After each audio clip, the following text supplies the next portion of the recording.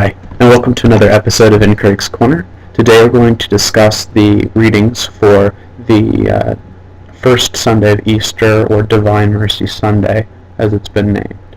Last week we talked about the Sacrament of Confession and Reconciliation, and coincidentally enough, the reading for Divine Mercy Sunday this year from the Gospel of John, chapter 20, 19 through 31, the first part of that focuses on the Sacrament of Reconciliation.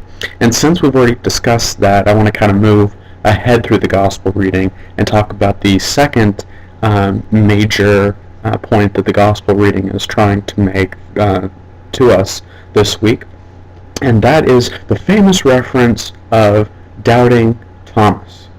My last name is Thomas, and so I this is actually one of my favorite gospel passages in John. Thomas is somewhat of a skeptic. Imagine, if you will, all 11 of the 10 of the apostles. Judas, as you know, was a betrayer of Jesus. So there were 11 remaining. Thomas was not with the group for this particular moment, but 10 of them were in the upper room, and Jesus appeared to them, talked to them, and everything. And when Jesus left, Thomas came, and they all said, "We have seen the Lord." He breathed on us. He gave us the Holy Spirit. He passed on confession. And Thomas says, and this is the quote that earned him the name Doubting Thomas, "Unless I see the mark of the nails in his hands, and put my finger into the nail marks, and put my hand into his side, I will not believe."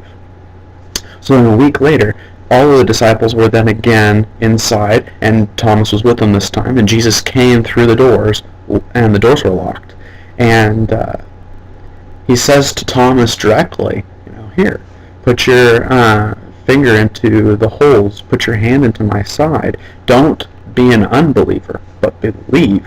And so when he did this, Thomas finally had this realization, okay, sure, he is God. But the question is not, why, it is really awesome that Jesus came back and appeared to the disciples again, but the question is not, what did they do when he showed up, but why did he have to show up? Today, there are about 1 billion Catholics in the world. Roughly 1 out of 6 people, 1 out of 7 people in the world is Catholic. 3 out of 6, 3 out of 7, 3.5 out of 7, something like that, of people in the world are Christian by nature.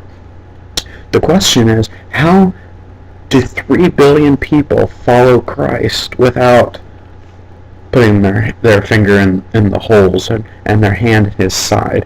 How do they have that faith when somebody like Thomas was with the Lord, physically, presently? He was walking and talking next to him, and yet he fails to believe in this most impressive doctrine of the resurrection. It's much easier for us to believe because we didn't have the benefit of walking alongside the Lord and being in his presence and hearing the teachings come directly from his mouth. And that sounds strange, I understand, but think of this as you will. For 3 years, these people are following Christ everywhere he goes, into the desert, into the city, as they walk along the road, as they gather their food, as they're on the stormy sea and getting tossed about. They followed him to the ends of the earth, and then all of a sudden, he's crucified, he's taken away from them, and he said to all of them, "This is not the end, but the beginning." He's going to resurrect, he's going to come back to life, and he did. But these people, they're very confused. They're lost. They've been so used to this guy, Jesus, being around every single day, and then one day he's just gone. And they put their entire faith, they put their life, their whole being into this man. And all of a sudden, they're starting to wonder if they made a mistake. If all of what they did was, for naught. What if he lied to us? What if he wasn't telling us the truth? What if he was some crazy guy that we were just following? And, not only do they start to feel ashamed, but they start to feel angry because they trusted their instinct and they followed this guy. And, so this is kind of the mood of the disciples. And they're sitting in this room. This is when Thomas is away, and Jesus appears to them. It took that reassurance for them to put all of that negativity aside and to say, you know what, he did what he said he was going to do. And now it's our job to relay that message to other people.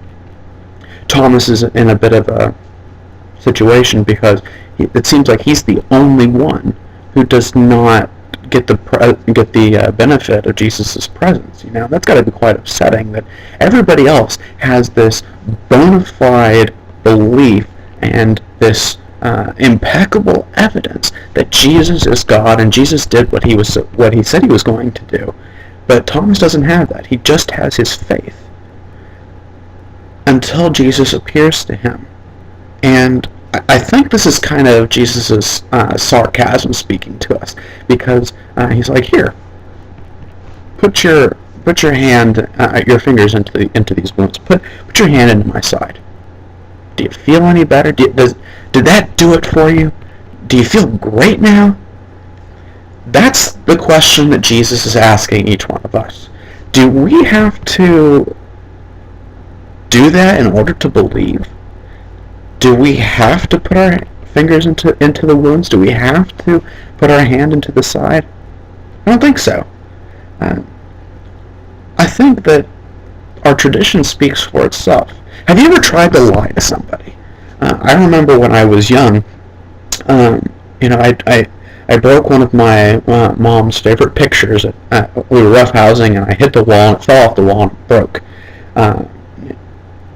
I tried to lie about it, and I got away with it at first. But then, something else came up, and I lied about it again. And then I lied about the lie. And then I lied about the lie about the lie. And eventually, the lies caught up with me, and I couldn't keep up the charade anymore. And I finally just had to admit, I broke the picture. That's the way that lying works, and we've all experienced that. Imagine if this lie was on a global scale. If all the stuff about Jesus was a complete and total lie, do you think that it would be possible to keep it under wraps for 2,000 years without somebody spilling the beans? Jesus says that we don't need all this evidence. We've got our faith, and that faith is quite enough to live off of. If we start to rely on these physical evidences of our faith, we start to rely on miracles. If we start to rely on other people, it's no longer faith. That's just reason. And if we remember in John Paul II's encyclical in 2002, Faith and Reason, Fides et Ratio, he talks about the sin of relying totally on your faith and not using reason, and the sin of totally relying on reason and not relying on faith. You've got to have both.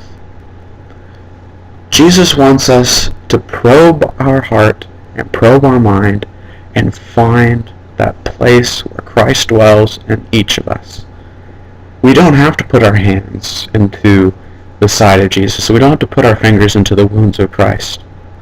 All we've got to do is look inside.